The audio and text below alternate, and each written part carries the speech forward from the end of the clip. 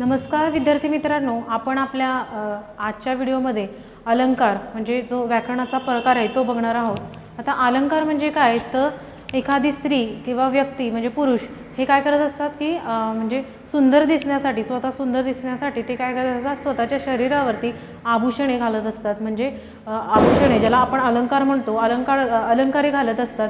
तर जास्त करून स्त्रिया वर्ग हे त्यांची सुंदरता वाढवावी म्हणून ते त्यांच्या शरीरावरती आभूषण ही परिधान करत असतात। त्याला म्हणजे ती अलंकारे तसेच आपली भाषा अधिक आकर्षक आणि प्रभावशाली दिसण्यासाठी म्हणजे प्रभावशाली होण्यासाठी आपण जी अलंकारे जी आभूषणे आपल्या शब्दांना लावतो त्याला आपण अलंकार असे म्हणत असतो, त्याला भाषिक अलंकार असे म्हणतो। तर आपण आज पाहूया अलंकार म्हणजे मी त्याची काही उदाहरणं लिहिलेली आहे की कशा पद्धतीने भाषेला जेव्हा आपण अलंकारमयित बनवतो म्हणजे जेव्हा आभूषणी लावतो तेव्हा कशा पद्धतीने वाक्य हे चांगली होतात। तर आपण म्हणजे लेखक आणि कवी हे चांगली करून आपल्यापर्यंत पाठवत असतात किंवा मग त्या भाषेला म्हणजे अलंकार कशा पद्धतीने देतात ते बघूया। सर्वात आधी मी इथं काही वाक्य लिहिली आहे, जसं बघा, पर्वतीच्या पायथ्याशी पंढरीने पांढरा पक्षी पाहिला। ह्या वाक्यामध्ये विद्यार्थी मित्रांनो हे वाक्यामध्ये प ह्या शब्दाची काय झालेली आहे तर पुनरावृत्ती आलेली आहे। आपण जर पाहिलं तर पर्वतीच्या पायथ्याशी प हा शब्द या वाक्यामध्ये काय आला आहे तर पुन्हा आलेला आहे हा शब्द। म्हणजेच हे वाक्य वाचताना आपल्याला हे लक्षात येईल की हे नादमय युक्त वाक्य झालेलं आहे। जसं पर्वतीच्या पायथ्याशी पंढरीने पांढरा पक्षी पाहिला, म्हणजे ह्या शब्दाची काय झाली आहे तर पुनरावृत्ती झालेली आहे। प ह्या शब्दाची ह्या वाक्यामध्ये काय झालेली आहे, पुनरावृत्ती झालेली आहे। म्हणजे हे वाक्य कसं झालं, नादयुक्त वाक्य झालेलं आहे। म्हणजेच ह्या वाक्याला काय झालेलं आहे, आपण अलंकारांनी सजवलेलं आहे। हे वाक्य काय झालं, नादयुक्त वाक्य। जसं बघा, आंबा साखरेसारखा गोड आहे, याच्यामध्ये आंबा ह्याला काय दिलेली आहे, साखरेची उपमा दिलेली आहे। म्हणजे आंबा गोड आहे परंतु कसा आहे तो तर साखरेसारखा गोड आहे। म्हणजे हे वाक्य साखरेची उपमा देऊन आपण ते कसं केलेलं आहे, परिणामकारक केलेलं आहे। म्हणजे फक्त आंबा गोड आहे हे वाक्य काय झालं, साधारण वाक्य झालं, परंतु आपण त्याच्यामध्ये काय केलेलं आहे, साखरेचा समावेश केलेला आहे। तर काय, आंबा हा साखरेसारखा गोड आहे म्हणजे हे वाक्य आपल्याला काय दाखवतं, परिणामकारक आहे। या पद्धतीने ते दाखवतं आपल्याला की वाक्याची परिणामता वाढवण्यासाठी म्हणजे आंब्याला साखरेचं महत्त्व दिलेलं आहे। जसं तिसरं वाक्य बघा, छोटी सोनल जणू काही परीच, म्हणजे सोनलला आपण काय दिलेली आहे तर परीची उपमा दिलेली आहे। छोटी सोनल म्हणजे परीच। फक्त आपण जर असं वाक्य म्हटलं की सोनल ही परीसारखी आहे तर हे वाक्य म्हणजे एवढं आकर्षित होणार नाही। जर आपण त्याला परीची जोड दिली म्हणजे पण त्याच्यामध्ये काय वापरलं आपण, जणू, म्हणजे छोटी सोनल म्हणजे जणू काही परीच, म्हणजे हे वाक्य कसं झालं, आकर्षित वाक्य झालं, म्हणजे आपल्याला आकर्षित करणारं असं वाक्य झालं। तर ह्या तिन्ही वाक्यामध्ये आपल्याला हे लक्षात येतं की ह्या वाक्यांमध्ये काही ना काही आकर्षक किंवा परिणामकारक पुनरावृत्ती येणाऱ्या म्हणजे आकर्षित अशा गोष्टी आहेत। म्हणजेच ह्या वाक्याला काय म्हणायचं, अलंकार दर्शवणारी वाक्य असे म्हणतात। जसं बघा, अलंकाराची व्याख्या, जसं ज्या गुणांमुळे भाषेला शोभा येते, भाषा सुंदर व आकर्षक होते, त्या गुणधर्माला भाषेचे अलंकार म्हणतात। आपण वाक्य पुन्हा एकदा पाहू। जसं ज्या गुणांमुळे म्हणजे जी गुण आपण एखाद्या वाक्याला लावू आणि त्या वाक्यामध्ये शोभा निर्माण होईल असे जेव्हा होते आणि ते वाक्य सुंदर आणि जेव्हा आकर्षक वाटते।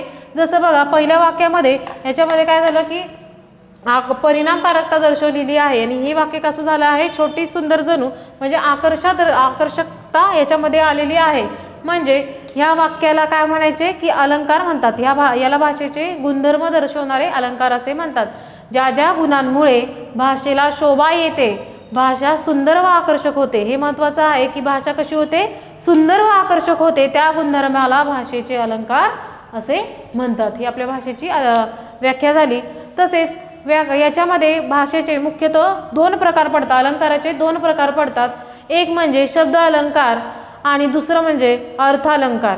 आता शब्द अलंकार म्हणजे काय तर शब्द अलंकार म्हणजे शब्द प्लस अलंकार, म्हणजे शब्दाच्या विशिष्ट वापरामुळे जेव्हा भाषेला सौंदर्य प्राप्त होतं, म्हणजे एखादा शब्द आपण एखाद्या वाक्यामध्ये विशिष्ट जागी जर आपण वापरला आणि त्या वाक्याला जेव्हा एखाद्या भाषेला जेव्हा त्याचं सौंदर्य प्राप्त होईल तेव्हा त्या वाक्याला काय म्हणायचं तर शब्द अलंकार असे म्हणतात. आणि दुसरं म्हणजे अर्थ अलंकार. अर्थ प्लस अलंकार म्हणजे अर्थाच्या चत्वकृतीमुळे जेव्हा भाषेला सौंदर्य प्राप्त होते, जेव्हा अर्थाच्या पुनरुक्तीमुळे जेव्हा भाषेला एखादं सौंदर्य प्राप्त होते, अर्थ जेव्हा दिलेला असतो आणि त्याच्या म्हणजे चत्वकृतीमुळे जेव्हा भाषेला सौंदर्य प्राप्त होईल तेव्हा त्या वाक्याला अर्थ अलंकार म्हणतात. आपल्याला आता ह्या आपल्या जो आपला हा अलंकार हा जो व्याकरणाचा भाग आहे त्याच्यामध्ये आपल्याला अर्थ अलंकार याचे 2 प्रकार पडतात. ते कोणते ते आपण बघणार आहोत. आणि आपल्याला ह्या इयत्तेमध्ये अर्थ अलंकाराचे 2 प्रकार म्हणजे उपमा आणि उत्प्रेक्षा हे 2 प्रकार असतात अर्थ अलंकाराचे. तर ते आपल्याला अभ्यासाला म्हणजे तुमच्या ह्या इयत्तेमध्ये तुम्हाला उपमा आणि उत्प्रेक्षा हे 2 अलंकार अभ्यासाला आहेत. तर आपण अर्थ अलंकाराचे 2 प्रकार पाहू. सगळ्यात आधी उपमा अलंकार पाहू. उपमा अलंकार कशाला म्हणतात ते आपण बघू.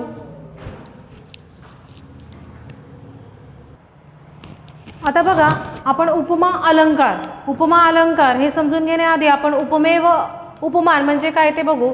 महेश वाघासारखा शूर आहे, याच्यामध्ये वाघाची उपमा ही महेशला दिलेली आहे. म्हणजे आपण जेव्हा हे वाक्य वाचतो की महेश वाघासारखा शूर आहे, महेश शूर आहे परंतु कुणासारखा तर वाघासारखा. म्हणजे याच्यामध्ये महेशला उपमा दिलेली आहे. कुणाची तर वाघासारखी.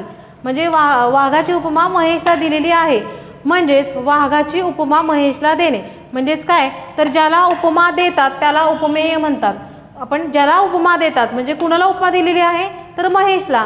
कुणाची उपमा दिलेली आहे तर वाघाची. म्हणजे ज्याची उपमा देतात त्याला उपमान म्हणतात. आता याच्यामध्ये आपण नीट समजून घेऊ की ज्याची उपमा देतात म्हणजे कुणाची उपमा दिलेली आहे तर वाघाची, म्हणजे त्याला काय म्हणायचं उपमान म्हणतात. आता याच्यामध्ये आपला उपमेय झाला महेश आणि ज्याला दिलेली आहे तो झाला उपमान. म्हणजे ज्याची दिलेली आहे तो झाला वाघ. म्हणजे याच्यामध्ये उपमान आणि उपमेय कोण आहे ते समजलं तुम्हाला की उपमा म्हणजे ज्याला उपमा देतात त्याला उपमेय. म्हणजे ज्याला दिलेली आहे कुणाची दिलेली आहे वाघासारखी शूर अशी उपमा कुणाला दिलेली आहे तर महेशला आहे दिलेली आहे. आणि कुणासारखी दिलेली आहे तर वाघासारखी. म्हणजे ज्याची उपमा देतात कुणाची दिलेली आहे तर वाघाची उपमा दिलेली आहे महेशला, त्याला काय म्हणतात उपमान म्हणतात. उपमेय आणि उपमा यातील फरक.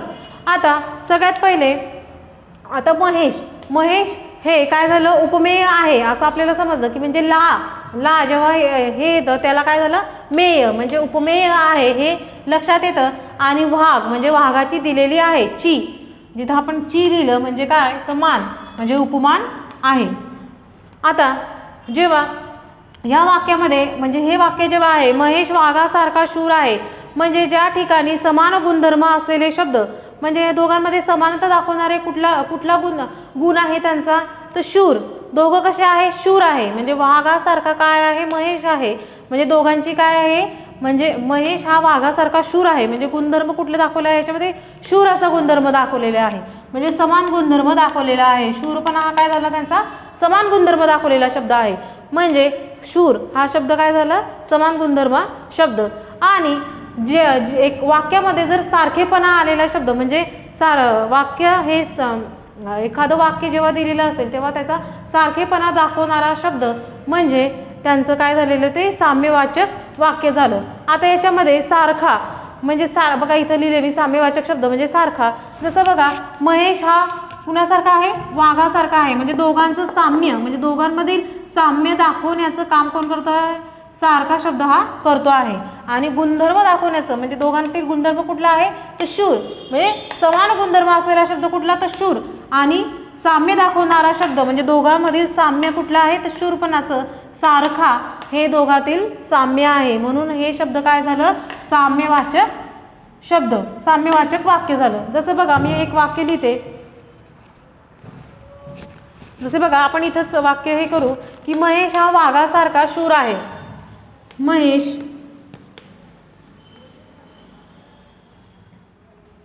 वाघासारखा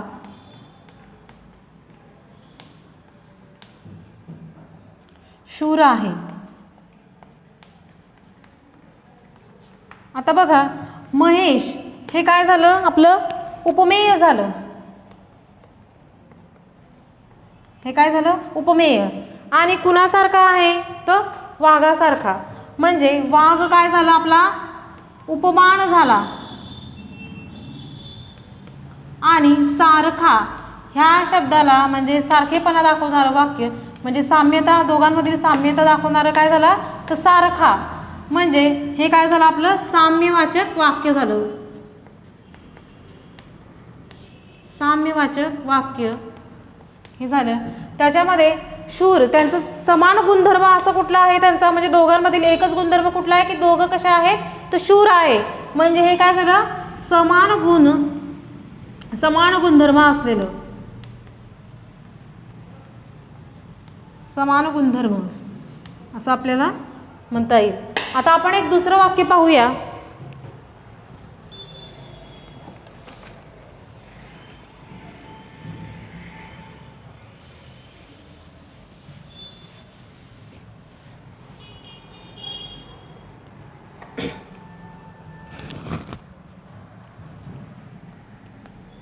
आंबा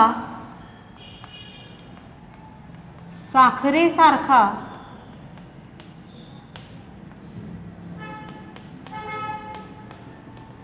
गोड आहे. आता बघा आपलं हे वाक्य म्हणजे काय तर आंबा साखरेसारखा गोड आहे. आंबा गोड आहे परंतु कसा आहे साखरेसारखा, म्हणजे आंब्याची तुलना कुणासोबत केली आपण तर साखरेसोबत केलेली आहे. म्हणजेच आपला आंबा हा काय झाला तर उपमेय झाला. आणि कुणाची केलेली आहे आपण तुलना कुणासोबतची, कुणाची तर साखरेची, बरोबर. म्हणजे काय झालेले हे उपमान झालं. आणि सारखा हा शब्द काय झाला आपला साम्यवाचक वाक्य, म्हणजे दोघांमधील साम्यता आणि गोड हे काय झालं त्यातील एक गुणधर्म झाला. म्हणजे समान गुणधर्म असलेला, त्या दोघांचा गुणधर्म काय आहे तर गोड आहे. ते दोघी जण पण आंबा आणि साखर हे दोन्ही कसे आहेत तर गोड आहे. म्हणजे हा त्यांचा काय झाला गुणधर्म झाला. तर आपण अशा पद्धतीने उपमा अलंकार म्हणजे काय की त्याच्यामध्ये साम्यवाचक शब्द हे म्हणजे कशा पद्धतीने आलं पाहिजे ते आपण बघितलं उपमा अलंकाराचं उदाहरण. आता आपण अजून काही उदाहरण बघूयात. आता उपमा अलंकारामध्ये लक्षात ठेवण्याच्या काही ज्या गोष्टी आहेत ते म्हणजे महत्त्वाच्या ज्या गोष्टी म्हणजे सम, समान, वाणी, जैसे तैसे, प्रमाण, सदृश्य, परी इत्यादी ह्या गोष्टी काय तर साधर्मवाचक म्हणजेच साम्यवाचक शब्द वापरले जातात. म्हणजे जे वाक्य जर तुम्हाला एखाद्या वाक्यामध्ये जेव्हा हे शब्द येतील सम, समान, वाणी, जैसे तैसे तर ते वाक्य म्हणजे काय साम्य ते वाक्य म्हणजे काय झालं तर उपमा अलंकार. म्हणजे वाक्यामध्ये जेव्हा साम्यवाचक ही वाक्य वापरली जातात तेव्हा त्याला उपमा अलंकार म्हणतात. तसेच आपण काही वाक्य बघूया. जसं बघा पहिलं बघा आईसारखे दैवत साऱ्या जगतावर नाही. याच्यामध्ये साम्यवाचक वाक्य म्हणजे साम्य दर्शवणारे वाक्य कुठले आपण आधीच्या याच्यामध्ये पाहिलेलं तर काय साम्यवाचक वाक्य कुठलं आहे तर हे सारखे, बरोबर. साम्यवाचक म्हणजे काय तर आईची तुलना कुणासोबत केली आहे तर देवासोबत केलेली आहे. म्हणजे की हे वाक्य कसं झालं म्हणजे उपमा अलंकारामध्ये मोडलं गेलं. म्हणजे साम्य अलंकार कुठलं दाखवलं याच्यामध्ये तर सारखे, उपमा तर म्हणून हे अलंकार हे कुठलं झालं की आईची तुलना देवासोबत केली आहे. म्हणजेच काय तर हे उपमा अलंकारामध्ये आलं. याच्यामध्ये उपमा अलंकारामध्ये लक्षात साम्यदर्शक वाक्य ही लक्षात ठेवण्याची आहे, ही महत्त्वाची आहे. तर ही तुम्ही नोट डाऊन करायची. जसं बघा सम, समान, वाणी, जैसे तैसे, प्रमाण, सदृश्य, परी ही सगळी वाक्ये आणि सारखे हे देखील सुद्धा बघा. जसं सावळाच रंग तुझा पावसाळी नभापरी परी म्हणजे काय तर सारखा म्हणजे साम्यवाचक वाक्य याच्यामध्ये कुठलं आले आहे तर परी हे वाक्य आलं आहे. म्हणजे परी म्हणजे काय सारखा, सावळ्याचा कलर तुझा पावसाळी नभासारखा आहे असं साम्यदर्शक वाक्य काय आलं आहे तर परी. तिसरं वाक्य आपलं आभाळागत माया तुझी आम्हावरी राहू दे. म्हणजे काय तर आभाळासारखी माया तुझी आम्हावरती राहू दे. गत याच्यामध्ये काय आलं आहे तर गत हे साम्यवाचक वाक्य आलेलं आहे. म्हणजे काय तर हे उपमा अलंकार म्हणजे हे आपण काय म्हणतो याला उपमा अलंकार असे म्हणतो. आपल्याला फक्त लक्ष द्यायचं आहे की याच्यामध्ये साम्यवाचक वाक्य कुठलं आलेलं आहे. बघा, उपमा अलंकाराची ही साम्यवाचक वाक्य आहेत. परी याच्यामध्ये आलं आहे का गत. बघा, म्हणजे सारखी अशी दर्शवणारी वाक्य. जसं बघा, चौथं वाक्य, चालते कशी मोरा वाणी, पळते कशी हरणी वाणी. याच्यामध्ये वाणी वाणी हे काय आहे, साम्यवाचक वाक्य आहे. म्हणजे हे काय झालं, उपमा अलंकार. जसं बघा, राधेचा आवाज कोकिळेसारखा मधुर आहे. कुणासारखा, कोकिळेसारखा. राधा आणि कोकिळा याची तुलना केलेली आहे. कुणी सारखं काय आलेलं आहे, याच्यामध्ये साम्यवाचक आलेलं आहे. म्हणजे काय, सारखा हा शब्द यातील गुण कुठला आहे तर मधुर. असं म्हणजे समान गुणधर्म दाखवलेलं कुठलं तर मधुर. फक्त आपल्याला लक्षात ठेवायचं की साम्यवाचक वाक्य कुठलं आलं आहे तर सारखा. म्हणजेच हे वाक्य काय झालं, उपमा अलंकाराची ही सगळी उदाहरणं आहेत. जसं बघा, आईचे प्रेम हे साखरेसारखे अथांग आहे.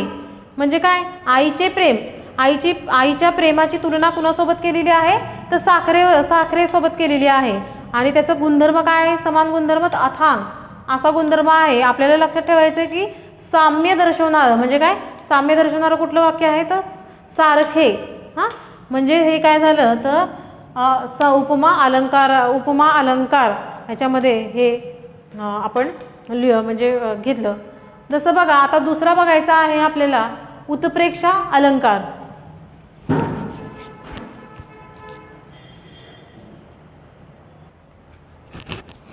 आपण उपमा अलंकार पाहिला, आता उत्प्रेक्षा अलंकार.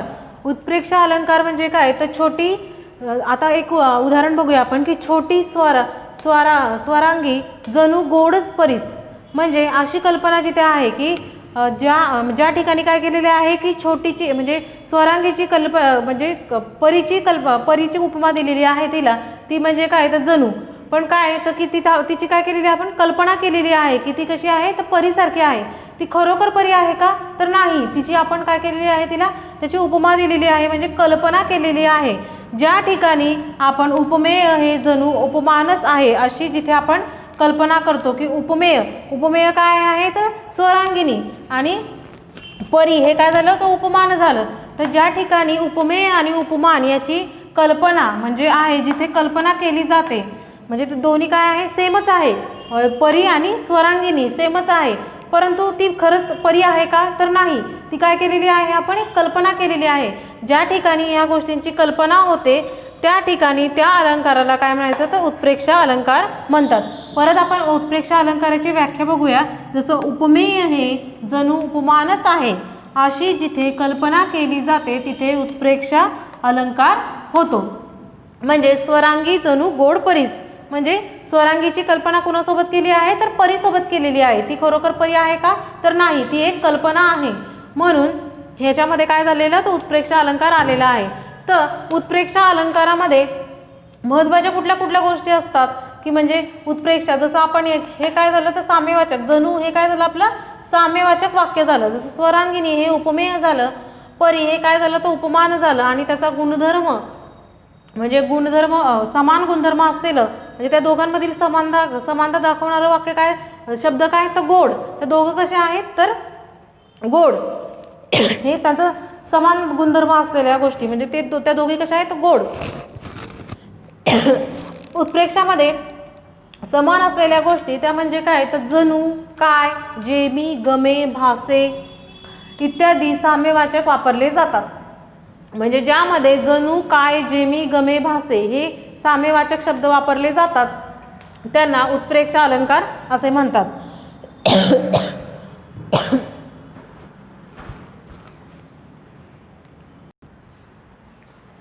म्हणजे जणू, काय, जेमी, गमे हे शब्द वापरले जातात. जसं आपल्या उपमानामध्ये पण महत्त्वाचे शब्द होते, जसं सारखा वगैरे आपण शब्द वापरले. जसं बघा याची काही उदाहरणं, हा आंबा म्हणजे जणू साखरच. जणू हा शब्द काय झाला याच्यामध्ये साम्यवाचक शब्द आलेला आहे जणू. म्हणजे हे वाक्य कशाचं झालं उत्प्रेक्षा अलंकाराचं. आता हे वाक्य आपण जर उपमा अलंकारामध्ये आपण हे वाक्य बघितलं होतं म्हणजे याच्यासारखंच वाक्य. जसं ते वाक्य कसं होतं की आंबा हा साखरेसारखा गोड आहे, म्हणजे त्याच्यामध्ये काय वापरलं होतं आपण गोड. हा म्हणजे साखर आणि हे वाक्य आणि ते वाक्य सेम, परंतु त्याच्यामध्ये काय सारखा हा शब्द आपण काय केलं होतं साम्यवाचक वापरला होता. म्हणजे गोड गुणधर्म तर याच्यातले सेमच झाले, परंतु सारखा साम्यवाचक शब्द हे काय झाले, त्यांचे दोघांचे वेगवेगळे झाले. म्हणजे ज्यात फक्त उपमा आणि उत्प्रेक्ष अलंकार लक्षात ठेवताना फक्त आपल्याला एवढंच लक्षात ठेवायचं आहे की त्यांचे जे साम्यवाचक शब्द आहे तो कुठला वापरला आहे त्याच्यावरती उपमा आणि उत्प्रेक्ष अलंकार हा ठरविला जातो, म्हणजे ओळखला जातो. ज्यावेळेस जणू हा शब्द आला तेव्हा आपल्याला उत्प्रेक्ष अलंकार आला असं आपण म्हणजे असं हे वाक्य होईल असं आपण म्हणतो. आणि जेव्हा याच्यामध्ये जर समजा सारखा आला असता, म्हणजे सारखा आंबा हा साखरेसारखाच गोड आहे, तर आपण काय त्याच्यामध्ये काय आलं असतं, उपमा अलंकार. आपण उपमामध्ये ते उदाहरण बघितलं होतं. तसंच बघा, ढगा आडूनी एक चांदणी जणू परी अवतरली, ह्याच्यामध्ये पण काय आलंय, जणू हे साम्यवाचक वाक्य आलेलं आहे. जणू ह्याच्यावरती लक्ष ठेवायचं की हे कुठलं वाक्य आलंय, म्हणून हे काय झालं, तो उत्प्रेक्ष अलंकार.